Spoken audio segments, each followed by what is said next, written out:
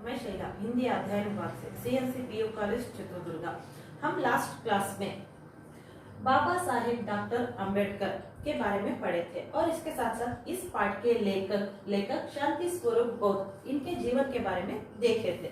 और इस पाठ में लास्ट क्लास में बाबा साहेब डॉक्टर अंबेडकर जी ने विदेश को पढ़ने के लिए जाते हैं। लंदन और अमेरिका जाते हैं। वहां पर जाति के बारे में कोई नियम नहीं था, इसलिए उन्होंने खूब मन लगाकर पढ़ते थे। इसी के कारण उन्होंने बहुत सारे डिग्री को प्राप्त किए थे। ನಾವು ಲಾಸ್ಟ್ ಕೊನೆಯ ತರಗತಿಯಲ್ಲಿ ಪಾಠ 5 ಬಾಬಾ ಸಾಹೇಬ್ ಡಾಕ್ಟರ್ ಅಂಬೇಡ್ಕರ್ ಅವರ ಬಗ್ಗೆ ಜೀವನದ ಬಗ್ಗೆ ತಿಳ್ಕೊಂಡಿದ್ವಿ। ಅದರ ಜೊತೆಯಲ್ಲಿ ಈ ಪಾಠದ ಲೇಖಕರಾದ ಶಾಂತಿ ಸ್ವರೂಪ್ ಬೌದ್ಧ ಅವರ ಬಗ್ಗೆನೂ ತಿಳ್ಕೊಂಡಿದ್ವಿ। ಮತ್ತೆ ಇವರು ಬಾಬಾ ಸಾಹೇಬ್ ಡಾಕ್ಟರ್ ಅಂಬೇಡ್ಕರ್ ಅವರು ವಿದೇಶಕ್ಕೆ ಹೋಗ್ಬಿಟ್ಟು ಲಂಡನ್, ಅಮೆರಿಕ ಅಲ್ಲೆಲ್ಲ ಹೋಗ್ಬಿಟ್ಟು ಉನ್ನತವಾದ ವ್ಯಾಸಂಗವನ್ನು ಮಾಡ್ತಾರೆ। ಅಲ್ಲಿ ಯಾವುದೇ ಜಾತಿಯ ಬಗ್ಗೆ ಅಡೆತಡೆಗಳು ಯಾವುದೂ ಇರಲಿಲ್ಲ, ಮತ್ತೆ ಕಟ್ಟುನಿಟ್ಟಾದ ನಿಯಮಗಳು ಏನೂ ಇರಲಿಲ್ಲ। ಆ ಕಾರಣದಿಂದ ಇವರು ತುಂಬಾ ಚೆನ್ನಾಗಿ ಓದೋದಕ್ಕೆ ಪ್ರಾರಂಭ ಮಾಡಿದ್ರು। ಅಲ್ಲಿ ಹೋಗಿ ಕೆಲವು ಡಿಗ್ರಿಯನ್ನ ಪ್ರಾಪ್ತ ಮಾಡಿದ್ರು। ಮತ್ತೆ ಇದರ ಜೊತೆಯಲ್ಲಿ ಇವರು ಅಸ್ಪೃಶ್ಯತೆನ ತೊಡೆದು ಹಾಕೋದಕ್ಕೆ ನಾನು ಬಂದೂಕನ್ನ ಎತ್ತೋದಕ್ಕೆ ಆಗೋದಿಲ್ಲ, ಹಿಂಸೆಯ ಮಾರ್ಗವನ್ನು ನಾನು ತಗೊಳ್ಳಲ್ಲ, ಅಹಿಂಸೆಯ ಮಾರ್ಗದಿಂದನೇ ನಾನು ಮುನ್ನಡಿತೀನಿ ಅಂತ ಇವರು ಮುನ್ನಡೆಯೋದಕ್ಕೆ ಸ್ಟಾರ್ಟ್ ಮಾಡಿದ್ರು। उन्होंने वंचित एवं पीड़ित समाज को जागरूक करना आरंभ किया। उन्होंने वंचित एवं पीड़ित समाज को, हमारा समाज क्या हुआ था उस दिनों में बहुत पीड़ित हुआ था और सारे नियमों से भरा हुआ था, वो सब को निकालने के लिए इन्होंने प्रारंभ किया। वो सब समाज में क्या समाज पीड़ित हुआ था उसको हटाने के लिए प्रयत्न करते थे। इस दिशा में सर्वप्रथम उन्होंने मूक नायक यानी गूंगों का नेता नामक समाचार पत्र आरंभ किया। इससे जुड़ा हुआ ये समाचार पत्र आरंभ किया। ಈ ಅಸ್ಪೃಶ್ಯತೆಯ ಜೊತೆಯಲ್ಲೇ ಇರುವಂತಹ ವಿಷಯಗಳನ್ನ ಪತ್ರಿಕೆಯಲ್ಲಿ ಬರೆಯೋದಕ್ಕೋಸ್ಕರ ಇವರು ತಮ್ಮದೇ ಆದಂತಹ ಒಂದು ಪತ್ರಿಕೆಯನ್ನು ಸ್ಟಾರ್ಟ್ ಮಾಡಿದ್ರು। ಏನಾದರ ಹೆಸರು ಮೂಕ ನಾಯಕ್ ಅಥವಾ गूंगों का नेता। इस कार्य में कोल्हापुर के महाराजा शाहूजी महाराजा ने भी उनकी सहायता की। इसके साथ साथ कोल्हापुर के महाराज को शाहूजी महाराज ने भी इनको सहायता की। ಏನು ಕೊಲ್ಲಾಪುರದ ಮಹಾರಾಜರಾದ ಶಾಹೂಜಿನೂ ಇವರ ಸಹಾಯಕ್ಕೆ ಬಂದ್ರು। ಆದ್ದರಿಂದ ಇವರಿಗೆ ಮುನ್ನಡೆಯೋದಕ್ಕೆ ಒಳ್ಳೆಯ ದಾರಿ ಸಿಕ್ಕಕ್ಕೆ ಆಯಿತು। डॉक्टर अंबेडकर ने प्रोफेसर की नौकरी करते समय जो पैसा कमाया उनमें कुछ कर्ज के पैसे मिलाकर वे दोबारा अपनी अधूरी पढ़ाई को पूरा करने के लिए सन 1920 में फिर लंदन चले गए। डॉक्टर अंबेडकर प्रोफेसर की काम करते थे, इसके साथ साथ उनको आने वाला पैसों को इकट्ठा कर उन्होंने फिर लंदन पहुंच गए। ಏನು ಅವರಿಗೆ ಪ್ರೊಫೆಸರ್ ವೃತ್ತಿಯನ್ನು ಮಾಡ್ತಿದ್ರು, ಅದರ ಜೊತೆ ಅವರಿಗೆ ಬರುವಂತಹ ವೇತನದಲ್ಲಿ ದುಡ್ಡನ್ನು ಉಳಿಸ್ಬಿಟ್ಟು ಪುನಃ ಲಂಡನ್ಗೆ ಹೋಗ್ತಾರೆ। ಉನ್ನತವಾದ ವ್ಯಾಸಂಗವನ್ನು ಮಾಡೋದಕ್ಕೆ ಮತ್ತೆ ಲಂಡನ್ಗೆ ಹೋಗ್ತಾರೆ। वहां पर संघर्षपूर्ण अध्ययन के बल पर उन्होंने सन 1921 में ब्रिटिश भारत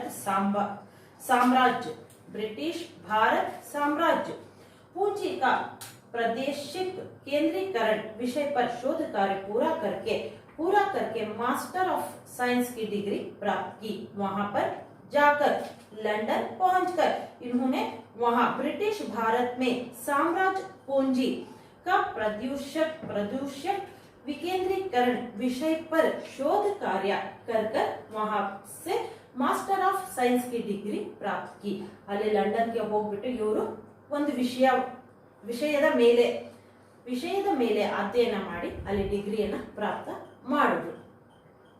सन 1923 में doctor Bhimrao Ambedkar MA PhD MSc DSc और बार एट लॉ बनकर मुंबई आए। वहां पर सारी डिग्रियों को पाकर कौन से डिग्री ಎಲ್ಲಾ ತರಹದಂತಹ ಡಿಗ್ರಿಯನ್ನು ಅವರು ತಗೊಂಡ್ರು। ಅಲ್ಲಿ ಜಾತಿಯ ಬಗ್ಗೆ ಯಾವುದೇ ನಿಯಮಗಳು ಇರಲಿಲ್ಲ, ಆದ್ದರಿಂದ ತಮ್ಮ ಮನಸ್ಸನ್ನ ಓದಿನ ಕಡೆಗೆ ಇಟ್ಟು ಅದರ ಪ್ರಕಾರ ಅವರು ಕೆಲವು ವಿಷಯದ ಮೇಲೆ ಅಧ್ಯಯನ ಮಾಡಿ ಡಿಗ್ರಿಯನ್ನು ಪ್ರಾಪ್ತ ಮಾಡಿದ್ರು।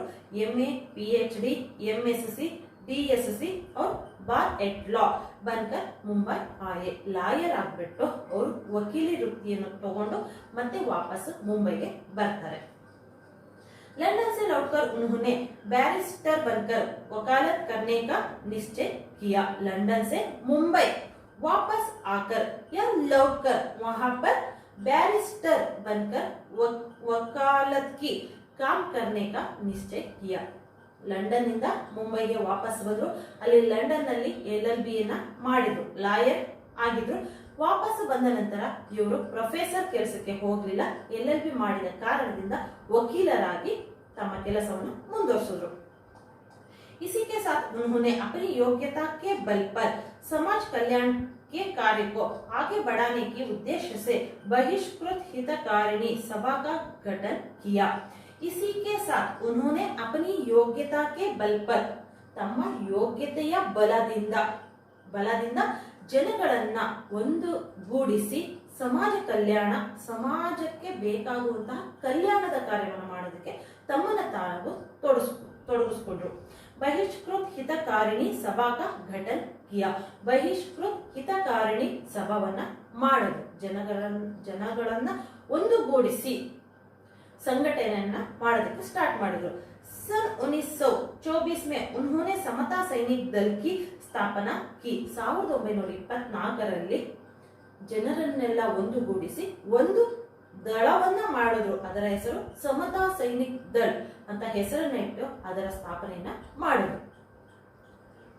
24 जनवरी 1924 24 जनवरी 1924 को मुंबई विधान परिषद में डॉक्टर अंबेडकर ने बजट भाषण प्रस्तुत किया। 1924 ಜನವರಿ 24ರಲ್ಲಿ ಮುಂಬಯಿಯ ವಿಧಾನ ಪರಿಷತ್ತಿನಲ್ಲಿ ಇವರು ಹೋಗಿ ಬಜೆಟಿನ ಬಗ್ಗೆ ಭಾಷಣವನ್ನು ಮಾಡಿದರು। इन्होंने मुंबई की विधान परिषद में जाकर बजट के बारे में भाषण किए। उन्होंने मुंबई विधान परिषद का सदस्य रहते हुए जन कल्याण के बहुत से कार्य किया। वहां पर सदस्य बनकर मुंबई के विधान परिषद में सदस्य बनकर जनता के कल्याण के कार्य बहुत सारे करते थे। इसी बीच उन्हें पता चला कि महड नामक स्थान पर हिंदुओं के धर्म स्थानों कुओं व तालाब पर कुत्ते, बिल्ली, गाय, भैंस व गधे, सुअर तो पानी पी सकते हैं, पर अछूत लोग नहीं। एक तो जातीय भेदभाव की पराकाष्ठा थी। इसी बीच में उनको पता चला कि हम लोग वहां पर जा नहीं सकते। कहाँ? मंदिर, कुएं, वहां पर हम नहीं जा सकते, लेकिन गाय भैंस वहां पर जाकर पानी पी सकते हैं। इसके बारे में उनको पता चला। ಏನು ನಾವು ಅಸ್ಪೃಶ್ಯರಾದ ಕಾರಣದಿಂದ ಬಾವಿಗಳಿಗೆ ಹೋಗೋ ಹಾಗಿಲ್ಲ, ನೀರು ಮುಟ್ಟೋ ಹಾಗಿಲ್ಲ, ಅದರ ಜೊತೆ ದೇವಸ್ಥಾನಗಳಿಗೆ ಹೋಗಂಗಿಲ್ಲ, ಆದರೆ ಪ್ರಾಣಿಗಳು ಮಾತ್ರ ಹೋಗಬಹುದು, ಅಂದ್ರೆ ಪ್ರಾಣಿಗಿಂತ ಕಡೆಯಾಗಿ ನಮ್ಮನ್ನ ನೋಡ್ತಾರೆ ಅನ್ನೋದು ಇವರಿಗೆ ಅವಾಗ ತಿಳಿತು। एक तो जातीय भेदभाव का परिकाष्ठ था। ये तो बहुत जाति का भेदभाव उस समय हमारे समाज में चलता था। डॉक्टर अंबेडकर चाहते थे कि स्वतंत्रता व अधिकार भीख में नहीं मिलते, उन्हें पाने के लिए तो सिर कटवाना पड़ता है। डॉक्टर अंबेडकर जी ने जान लिया कि स्वतंत्र पाने के लिए हम जाकर भीख नहीं मांग सकते, भीख मांगने से हमको स्वतंत्र नहीं मिल सकता, हम घर्षण ही या संघर्ष ही करना चाहिए। डॉक्टर अंबेडकर ने अछूतों का संगठित किया और 19-20 मार्च 1927 को महड में एक विशाल सभा का आयोजन किया। डॉक्टर अंबेडकर ने अछूतों का संगठन किया। इन्होंने उस समाज में रहने वाले अछूत लोगों को मिलाकर एक संगठन किया और उसके साथ साथ विशाल सभा का भी आयोजन कर इन्होंने भाषण कर दिया वहां पर।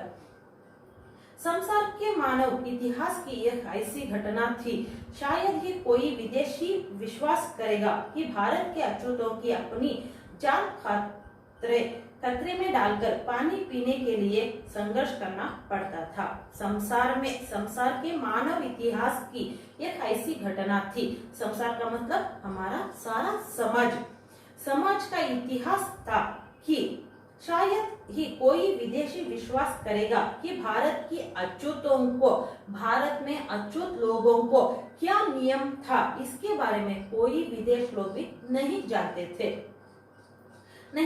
थे। पानी पीने के लिए भी यहाँ के अछूत लोग संघर्ष करना पड़ता था। इಲ್ಲಿರುವ ನಮ್ಮ ಭಾರತದ ಸಮಾಜದಲ್ಲಿರುವ ನಿಯಮಗಳು ಹೇಗಿತ್ತು, ಅಸ್ಪೃಶ್ಯತೆಯವರು ನೀರು ಕುಡಿಯೋದಕ್ಕೂ ಸಂಘರ್ಷಣೆಯನ್ನ ಮಾಡಬೇಕಿತ್ತು। इस संघर्ष में डॉक्टर अंबेडकर को सफलता मिली और इस घटना की सफलता के साथ डॉक्टर अंबेडकर अछूतों के ईमानदार नेता के रूप में स्थापित हुए। इस संघर्ष से क्या इन्होंने महासभा अछूतों को इकट्ठा कर क्या भाषण किया, इससे ये अंबेडकर को सफलता मिल गई। ಇವರು ಏನು ಅಸ್ಪೃಶ್ಯರನ್ನ ಒಂದು ಕಡೆ ಮಾಡಿ ಭಾಷಣವನ್ನ ಮಾಡಿದ್ರು, ಅದು ಸಫಲತೆಯನ್ನು ಹೊಂದಿತು।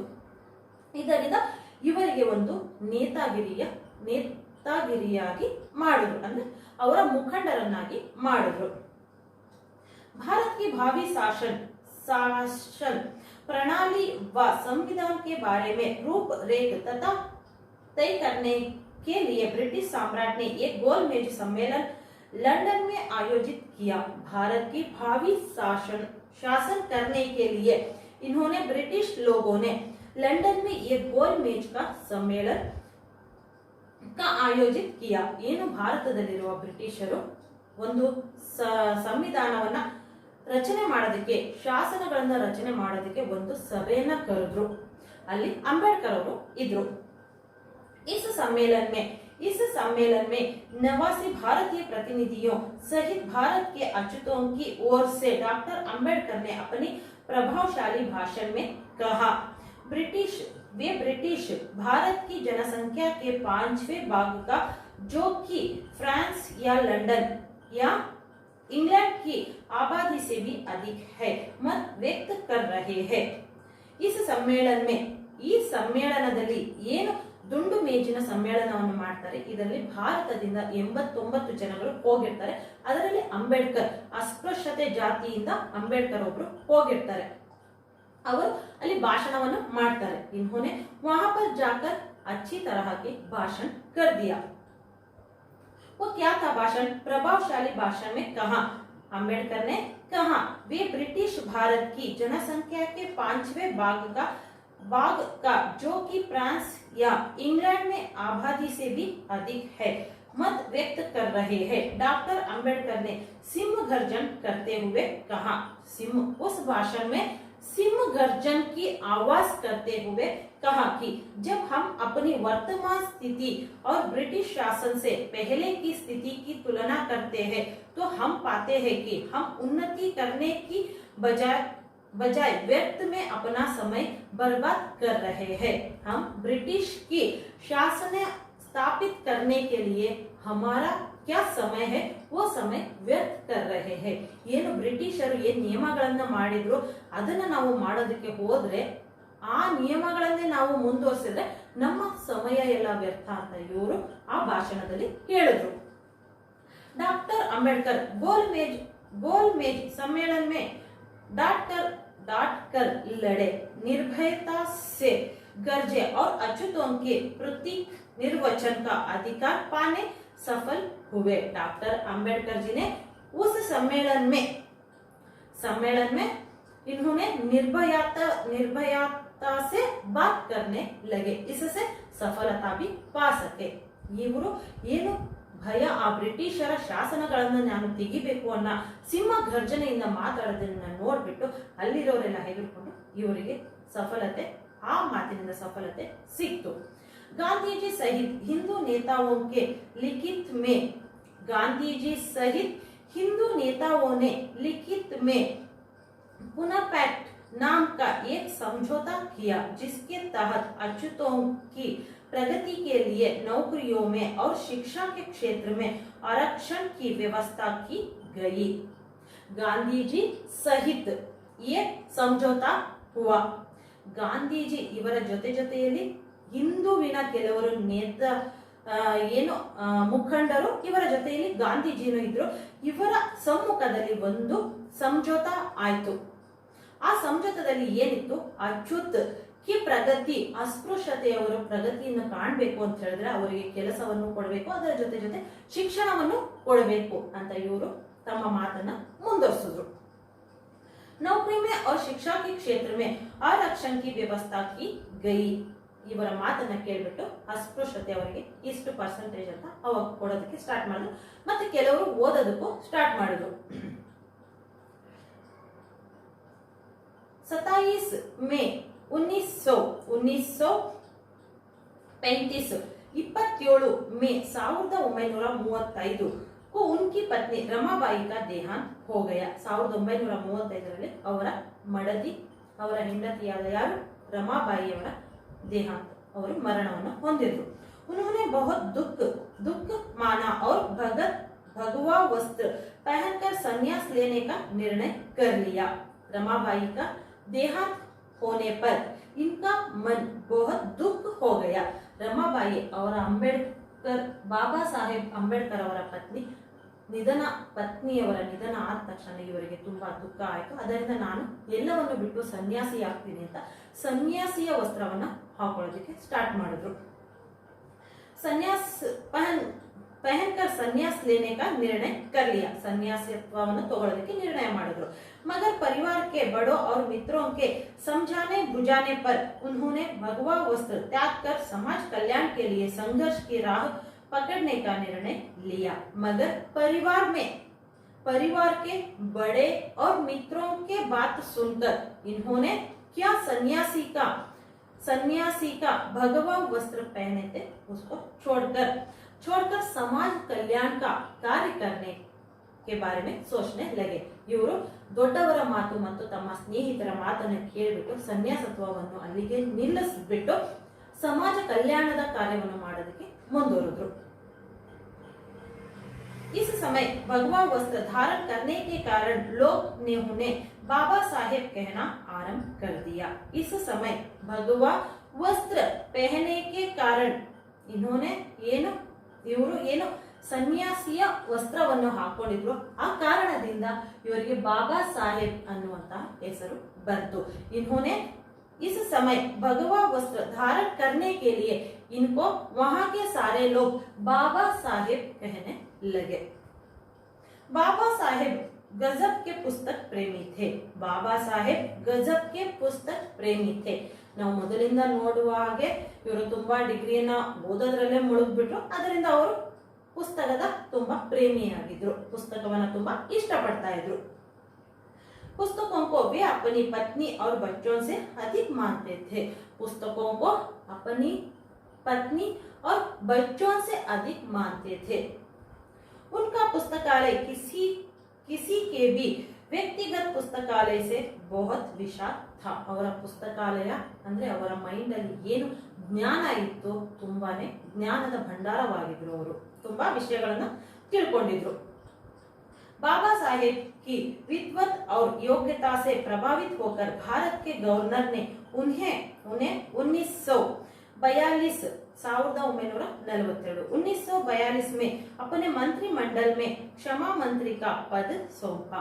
बाबा साहेब की विद्वत और योग्यता से प्रभावित होकर भारत के गवर्नर ने इनको मंत्रिमंडल के क्षमा मंत्री का पद सौंप दिया.